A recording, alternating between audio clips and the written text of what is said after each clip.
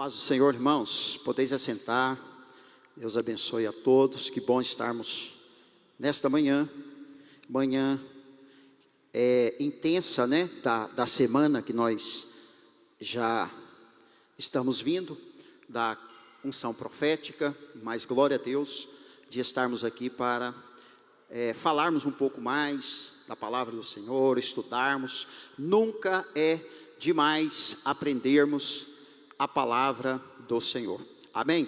E hoje, irmãos, eu quero trazer uma palavra que não está dentro do tema geral que nós fizemos a introdução, mas que vamos voltar em fevereiro, que é do Egito a Canaã, a grande jornada do povo de Deus. Esse nós vamos retornar, se Deus quiser, no primeiro domingo de fevereiro, né? Esse intervalo agora, nós vamos estar ministrando outras coisas. Eu e a equipe também, que vai estar ministrando, nós vamos estar com temas diferenciados, tá? E hoje eu quero falar sobre maturidade eclesiástica.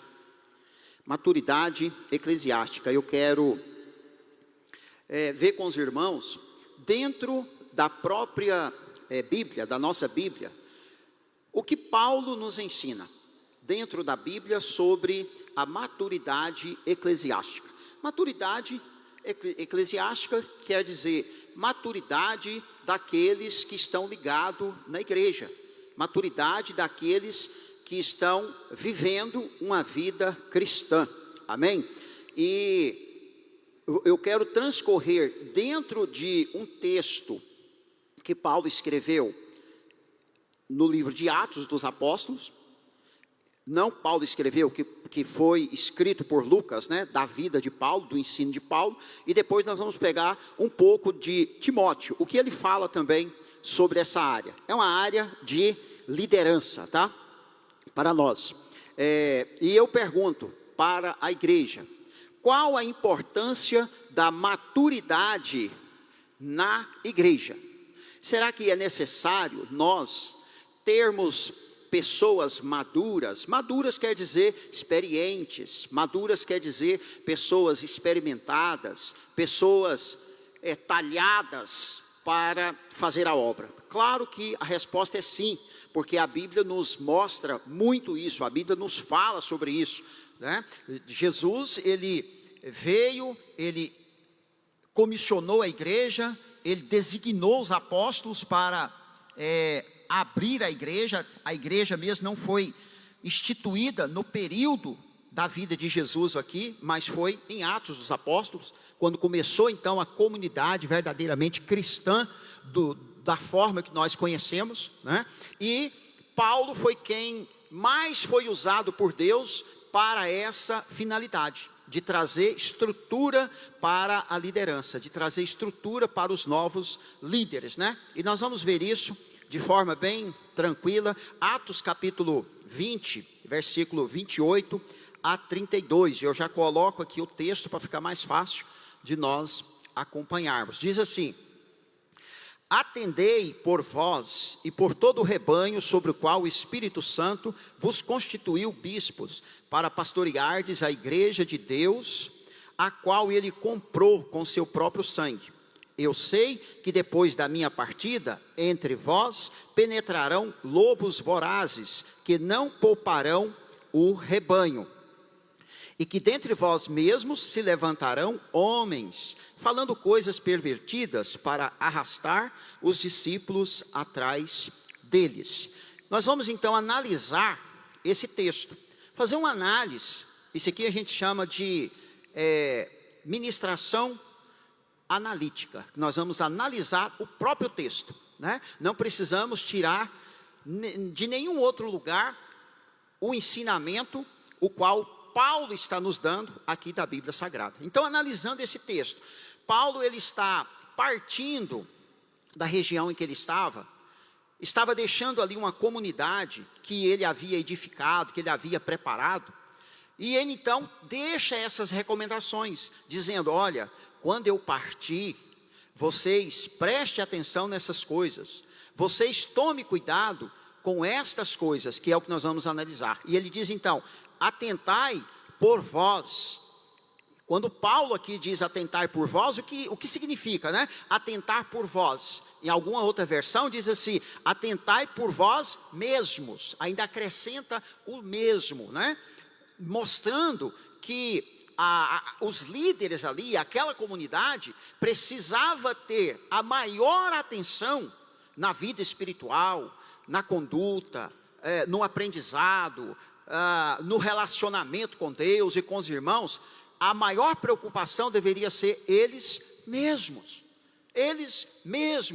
né? Cuidar deles mesmos. Para nós hoje, nós cuidarmos da nossa vida espiritual, nós cuidarmos de nós, de alimentar a nossa vida, de zelar da nossa vida, de zelar do nosso testemunho, de zelar da nossa postura, né? Edificar a nossa vida. E aí ele vai dizer depois, e por todo o rebanho. Então, primeiro, a liderança madura, que é o que nós estamos falando, cuida de si, se estrutura, se capacita, se prepara espiritualmente, e de tudo aquilo que a Bíblia diz. E depois ele diz, agora por todo o rebanho, cuide do rebanho, né? A Bíblia adverte, a Bíblia fala desde o Antigo Testamento, a liderança é para cuidar de quem? Do rebanho, a qual Cristo constituiu como líderes, a qual Deus nos chamou para fazer isso. Então aqui nós vemos que a preocupação de Paulo em trazer esse ensinamento, né, para que os líderes não equivocassem quanto a essa posição primeiro. Pegando aqui para os nossos dias, antes de mim, de você, de nós estarmos cuidando de outras pessoas, nós precisamos buscar cuidado para as nossas vidas primeiro, amém? Nós precisamos, por quê? Porque quando nós adentramos em situações de cuidado, principalmente de vida espiritual, de outras pessoas, nós estamos vulneráveis, nós estamos também correndo sérios riscos de sermos atingidos por tentações, por situações que podem nos enredar em algum perigo. Isso é fato que todos conhecemos a história, né? Então ele diz, cuide ou atente primeiro por vocês, depois e por todo o rebanho sobre o qual o Espírito Santo vos constituiu bispos para pastoreardes. E eu quero falar sobre isso, pastoreardes a igreja de Deus, a qual ele comprou com seu próprio sangue. Então a ênfase de Paulo aqui, olha, vocês vão ser atentos com vocês mesmos, depois vocês vão cuidar do rebanho, vocês vão se preparar para quê? Para pastorear a igreja de Deus, a qual ele mesmo comprou com o seu próprio sangue. Aqui nós temos uma análise que eu coloquei, atendei por vós, antes de cuidar de outros, deveriam cuidar deles, os próprios líderes, deveriam cuidar deles. Nós sabemos a dificuldade que é quando nós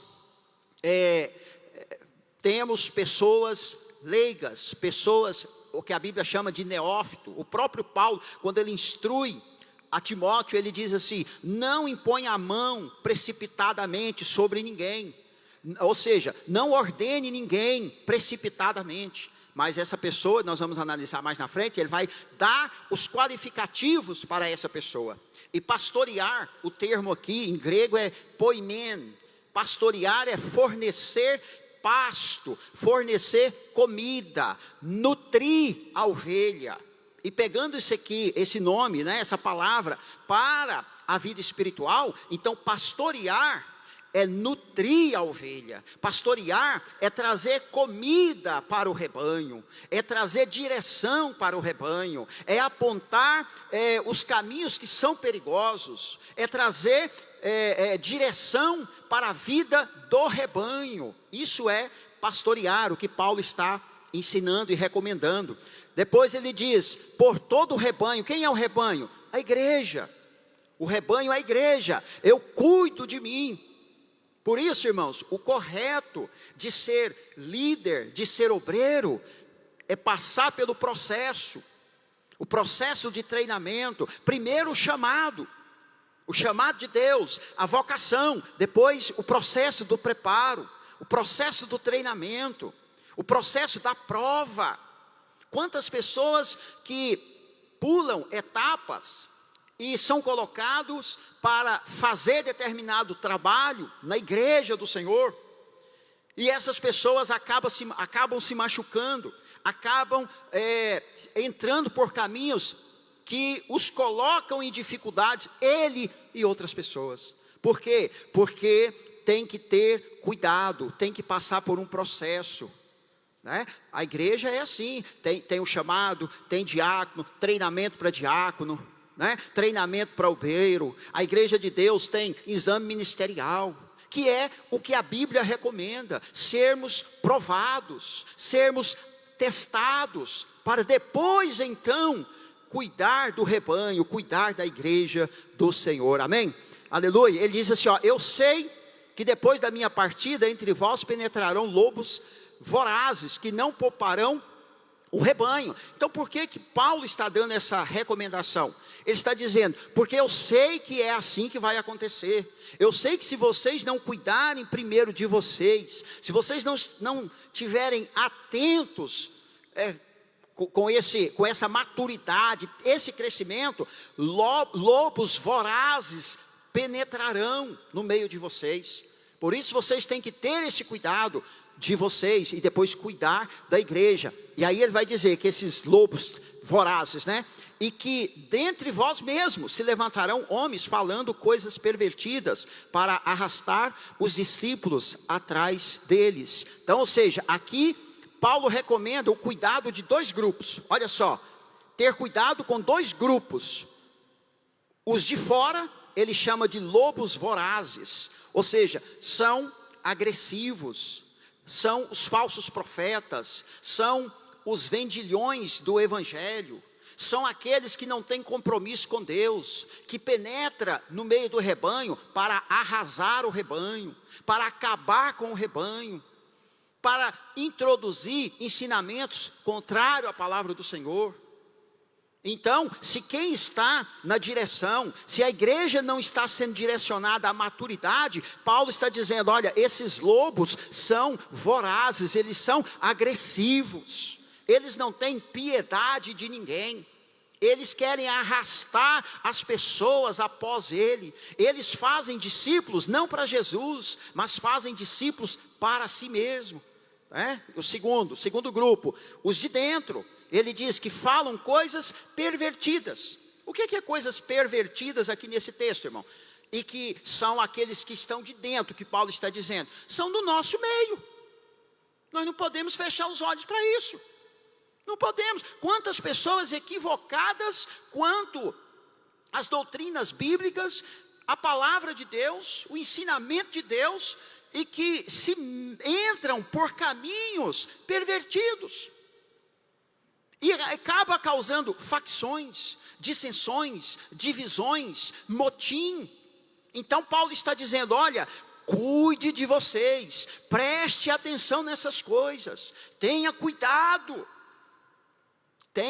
com o rebanho, porque esses dois grupos, eles não terão piedade do rebanho, eles virão para acabar. E nós conhecemos quantas histórias, irmãos? Eu conheço histórias de igrejas, de pessoas que se levantou dentro de ministérios, que arrasou o ministério, porque na verdade não tinha chamado de Deus, não tinha compromisso com Deus, não tinha visão de Deus, não tinha entendimento de Deus, entende? E quando é assim, o que Jesus disse, o mercenário, que não é o pastor, ele quando vê o lobo vindo, o que ele faz? Ele diz, ele foge e abandona as ovelhas, sabe por quê? Porque ele é mercenário, ele não tem compromisso com as ovelhas.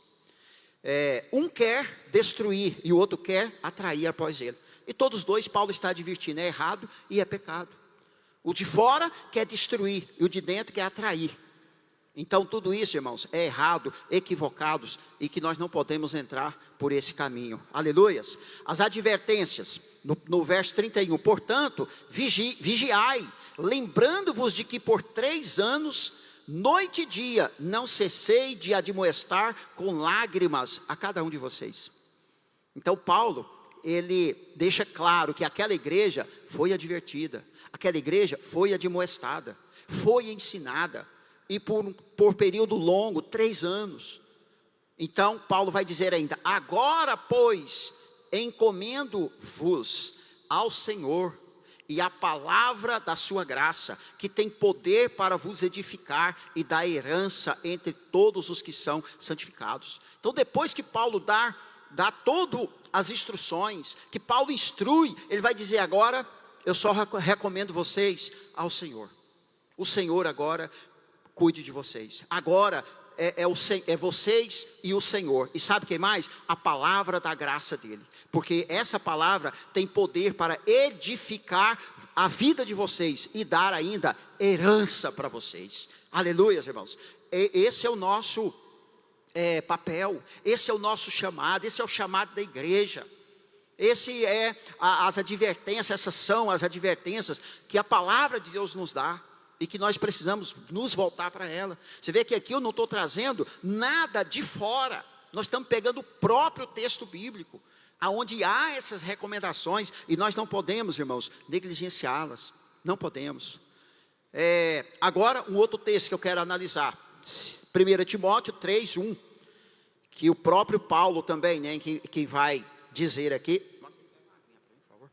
Ele diz assim: fiel é a palavra. Se alguém aspira ao episcopado, excelente obra almeja. Episcopado vem da palavra episcope, que é do grego, que é ep, que é de cima, mas escopo, que quer dizer que é acerca de. E o significado dessa palavra episcopado é supervisionar, inspecionar coisas ou pessoas. E ele vai dizer: se alguém almeja isso, ele diz o quê? Excelente coisa almeja.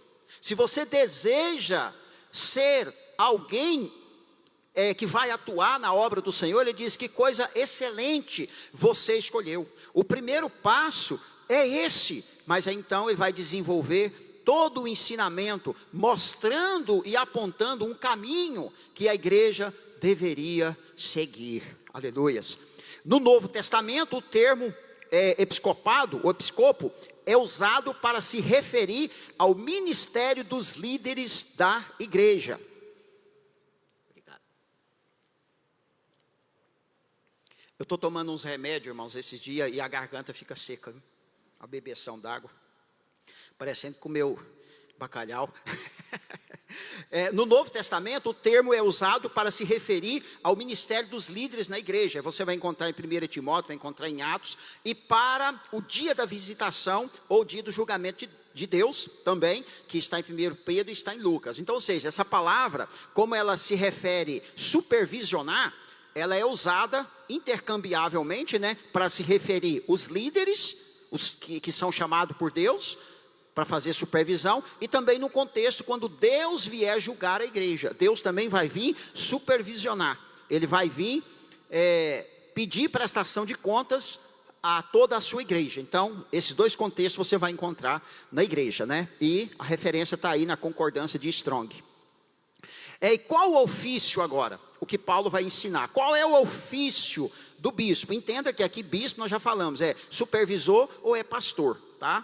O nome refere à mesma pessoa. Episcopê, propriamente supervisão, que naturalmente passa a fornecer o cuidado e a atenção apropriadas ao pessoal da visitação. Então, ou seja, nós na nossa igreja nós temos muita figura do supervisor. Sempre que há uma situação que necessita de uma supervisão, o supervisor do distrito vem, ou o supervisor regional, ou o superintendente nacional. Então, nós já estamos acostumados com essa palavra, né? Supervisionar é vir dar a atenção àquele povo a qual ele está incumbido de fazer essa inspeção. Novamente, concordância de Strong. Função de liderança, ou a função de supervisão, que Paulo nos ensina. Deus quer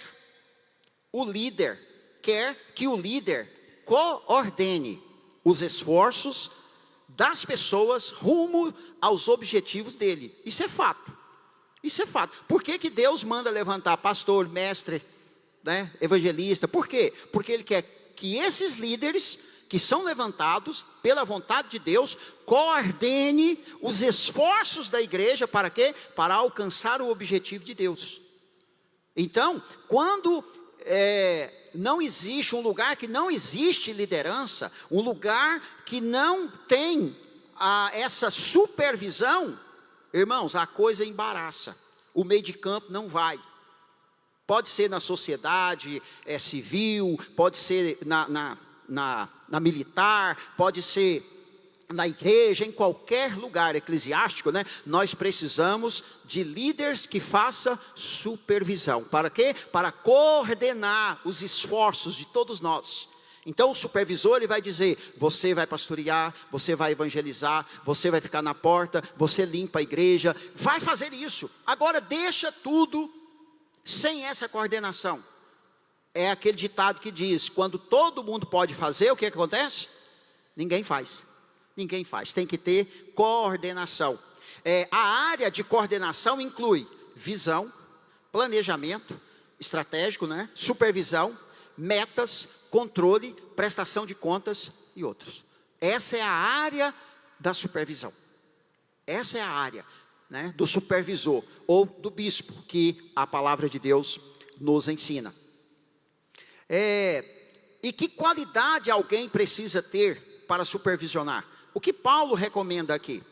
Primeiro, experiência. Ele vai dizer: não coloque neófito, para que ele não ensoberbeça e caia na astúcia do diabo. Coloque pessoas experimentadas. Ele diz: se essa pessoa já foi provada, se essa pessoa já deu demonstração de que ele cuidou da sua casa, cuidou da sua própria vida. E ele ainda diz mais: porque alguém que não cuida da própria família, como cuidará da igreja de Deus? Conhecemos esses textos, né? Que precisa ser relembrados na nossa memória.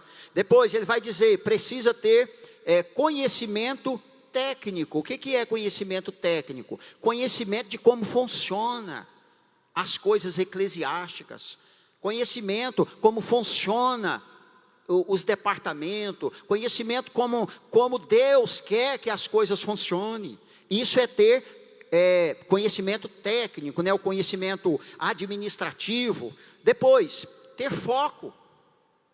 Ter foco. O líder, ele precisa ter foco no que ele faz. Ele não pode falar: eu quero isso, eu quero aquilo outro, estou fazendo isso, estou fazendo aquilo, estou fazendo aquilo. Não, passa o tempo, irmão, e não faz nada. Não chega a lugar nenhum. Então a palavra de Deus nos diz que para nós termos maturidade, precisamos ter foco. Depois, enxergar o alvo.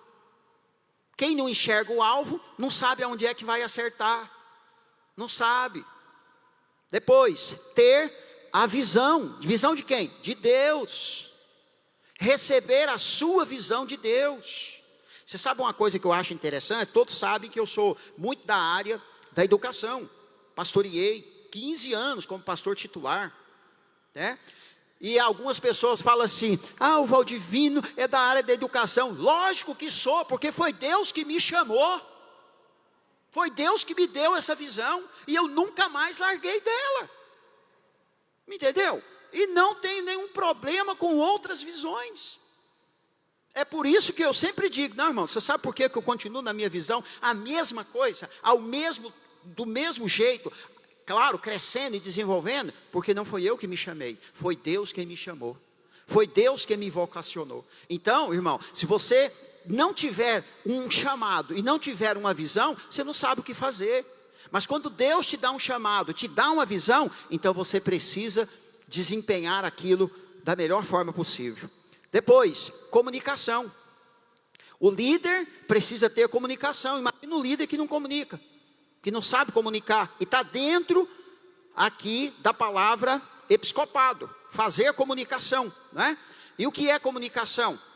Deus quer que o líder comunique com clareza o caminho a seguir. Eu não posso ser um líder de Deus e não ter a minha comunicação de forma que as pessoas entendam o que eu estou falando do que eu estou dizendo.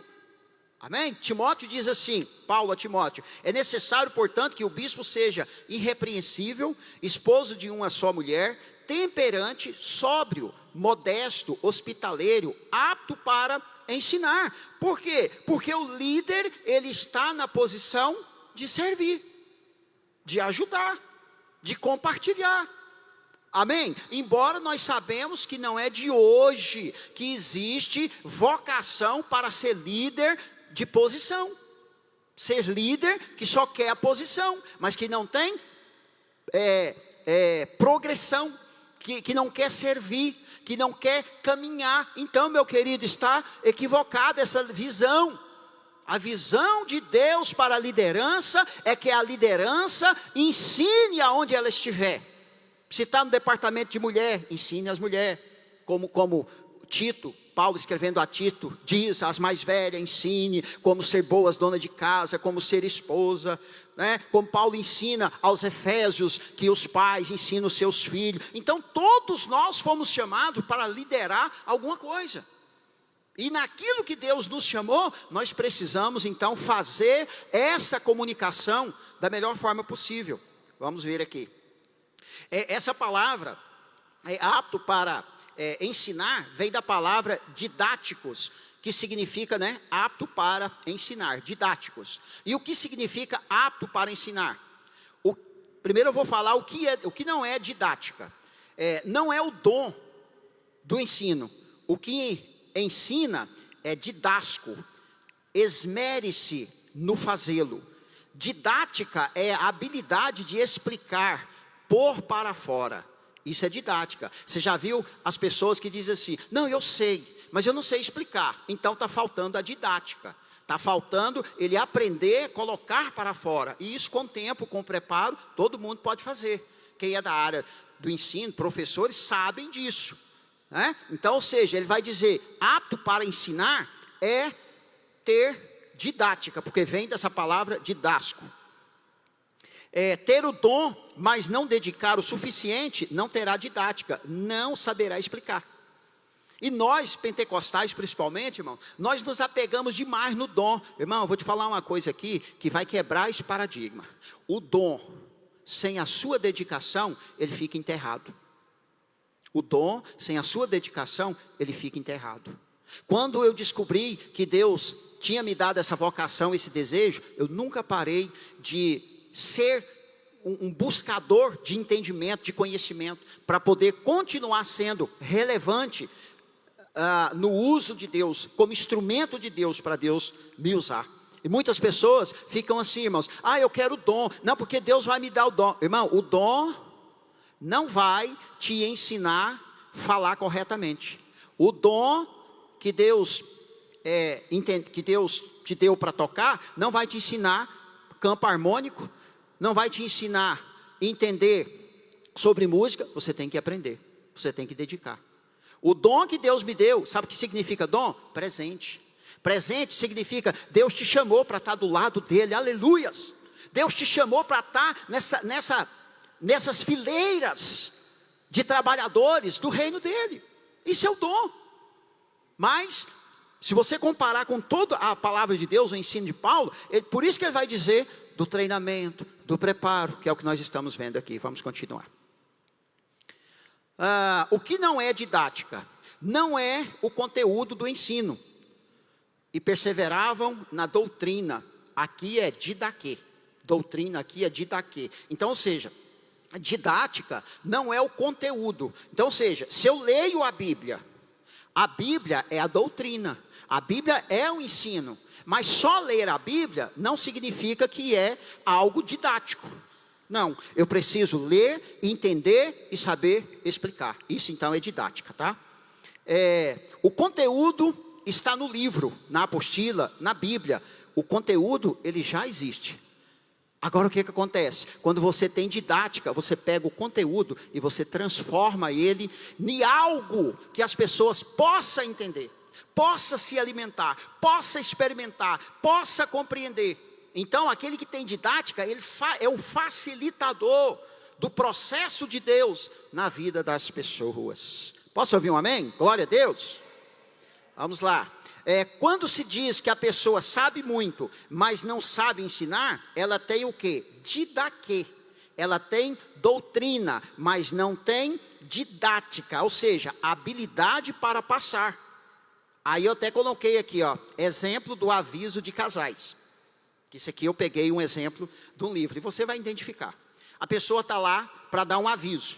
Aí fala assim, irmãos, domingo que vem vai ter um encontro de casais, tá? Eu quero convidar toda a igreja, amém? Aí a esposa está do lado e assim, fala que vai ter o almoço. Vai ter um almoço, irmãos. Vai ter um almoço também. Aí você vem participar, vai ter o almoço. Aí ela fala assim, fala que tem que ter uma contribuição. É verdade, irmão. Vai ter uma contribuição, tá? R$25 por pessoa. Fala para eles que não traz criança, não. Esse dia, é verdade, irmão, você estava me esquecendo. Então, ou seja, a pessoa não se preparou para fazer aquilo. Então ela tem doutrina, ela sabe que vai acontecer alguma coisa, mas ela não tem didática, ela não está passando aquilo de forma correta, ok? O que não é didática ainda, não é o ensino em si. 1 Timóteo 4,13 diz, até a minha chegada, aplica-te à leitura, à exortação, ao ensino. Aplica-te ao ensino aplicar ao ensino é didascalia. Ou seja, é esmerar, é você ir lá, por exemplo, para mim poder ministrar isso aqui, eu ministrei esse estudo nas 2 igrejas lá em Goiânia, o ano passado. Isso aqui, irmão, foi horas, semanas de preparo. Isso é dedicar ao ensino, aplicar-se ao ensino. Então isso é didascalia, é como você se organiza, é como você se prepara primeiro, para depois entregar o conteúdo. Didática, sim, apto para ensinar, é ter a habilidade de comunicar com boa didática. Isso então é didática. Didática é o conjunto de habilidade que torna a comunicação mais eficiente, de modo que o ouvinte entende de verdade. Amém? Entende de verdade. Nós estamos num culto de ensino. Se eu não tiver habilidade para falar com você de uma forma que você me entende, eu estou perdendo meu tempo e você também. Então precisamos ter didática. O que pode estar incluído então em uma boa comunicação?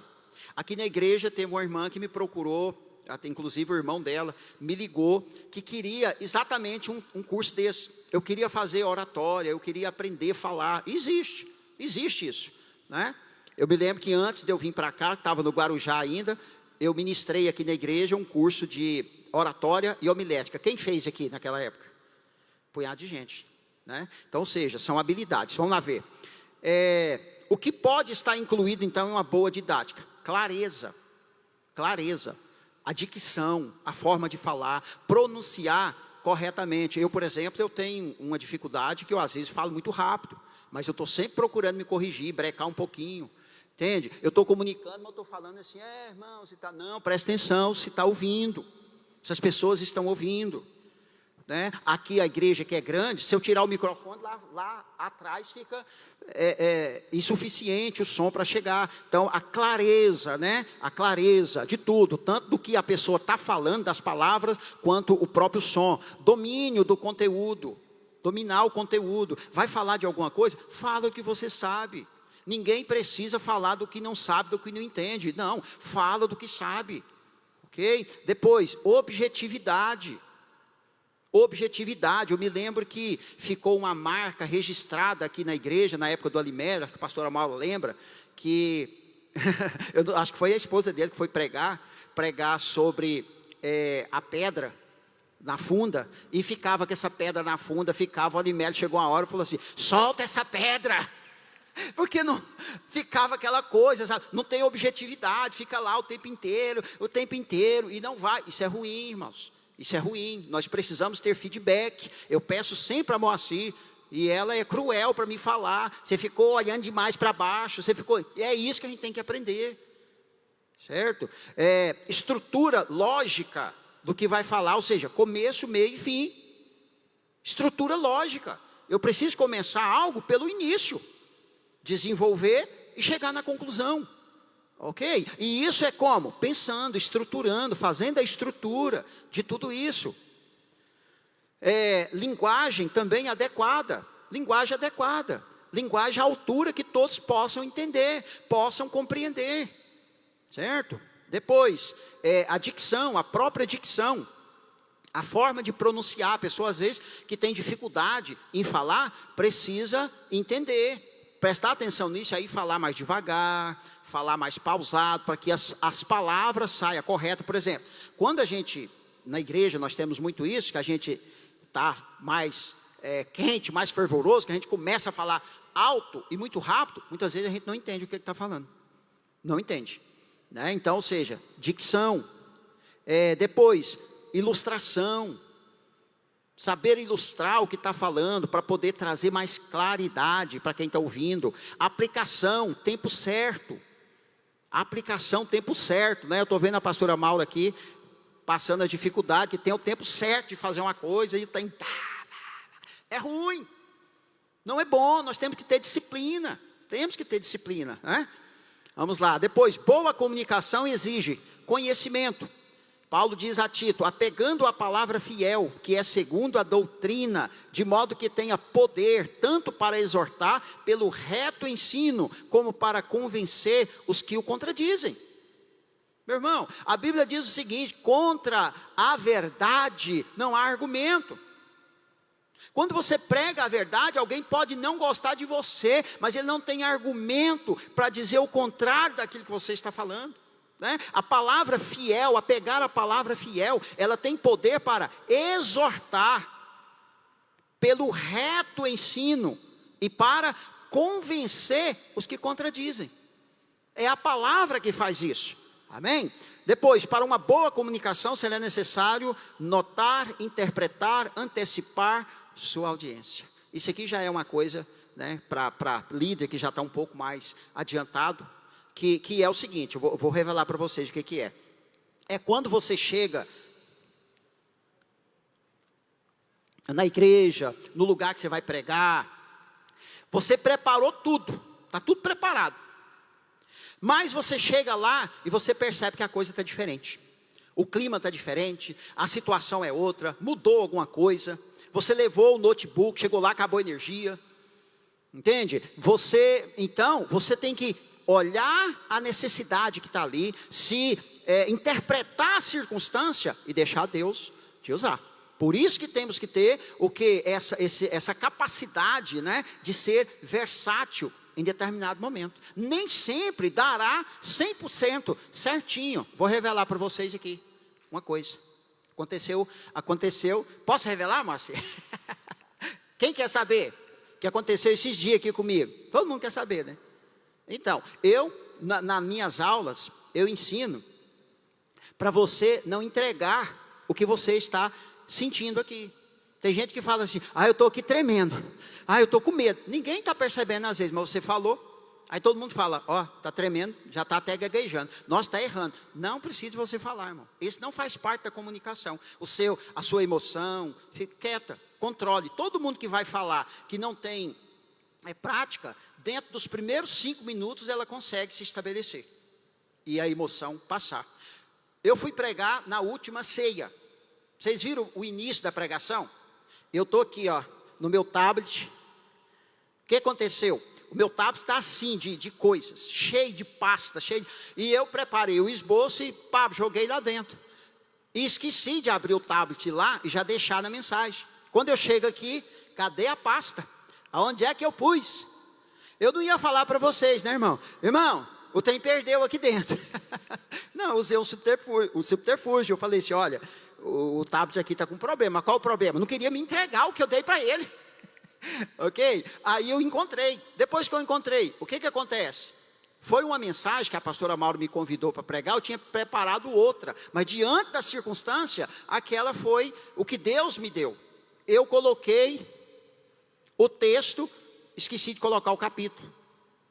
Aí eu falei capítulo 3, na verdade era o capítulo 4. Mas o que é importante? Não era saber o endereço, era saber a mensagem. A mensagem foi entregue. Amém, irmãos? Então são coisas que quem está comunicando a palavra, você tem que sondar o ambiente, tem que se preparar e fazer isso. Então a experiência ajuda nós chegarmos nesse ponto. Para concluir então, Falamos então da importância do ensino na igreja, para trazer maturidade. Eu vou concluir, mas eu teria muito mais, irmão, mas não quero cansar ninguém, que nós estamos numa semana, 12 dias aí, ok? Falamos que a função da liderança é cuidar, supervisionar, ensinar e comunicar. Depois, cuidar, nós tiramos da palavra poimen, que está em Atos capítulo 20, verso 28. Supervisionar, nós tiramos da palavra episcopo, que está em 1 Timóteo 3, 1. E comunicar, nós tiramos da palavra didáticos, que está em 1 Timóteo 3, 2. Falamos que o conhecimento tem poder para exortar e para convencer os contrários, que nós tiramos da onde? De Tito, capítulo 1, versículo 9. Amém? Acredito que é só até aqui mesmo. Então, irmãos, nós precisamos trilhar por esse caminho, para que nós possamos ter o que? Maturidade, que é o que nós falamos, que é essa ministração aqui. Nós precisamos ter maturidade. E maturidade, irmão, você não ganha ela com imposição de mãos, não. Posição de mão é coisas espirituais. Você precisa buscar o entendimento, buscar o conhecimento, tá? E a igreja tem dado esse conhecimento, a igreja tem essa possibilidade. Nós temos isso acontecendo no nosso seminário, nós temos isso acontecendo nos domingos de manhã. Amém? E isso não é só para quem quer ser bispo, quer ser pastor, não. Isso é para direcionar a nossa vida. Isso é para nos dar direção na obra do Senhor, direção na nossa vida espiritual, que Paulo disse: cuide primeiro de vós mesmo, depois da igreja do Senhor. É o que nós temos que fazer, irmãos. E outra, caminhar dentro do dom e da vocação que Deus te chamou para fazer. E quando você souber que Deus te deu um dom, não é o dom somente em si que vai conduzir você. Você precisa, o dom, ele vai ser um gosto. O dom vai ser um facilitador, porque você não vai ter dificuldade, não vai ter preguiça. Não que não vai ter dificuldade de aprender, mas você vai ter um comportamento dedicado a buscar aquele conhecimento, a buscar aquilo que Deus te deu. Se é oração, se é ministério, se é ensino, o que Paulo fala em 1 Coríntios, você então vai se dedicar. Amém? Glória a Deus, irmãos, que Deus nos abençoe. Isso é então termos maturidade, buscarmos a maturidade. E eu quero fazer algo aqui também, hoje, diferente, tá? Terminar, e assim que eu fizer, eu quero chamar a pastora Maura para estar fazendo o fechamento.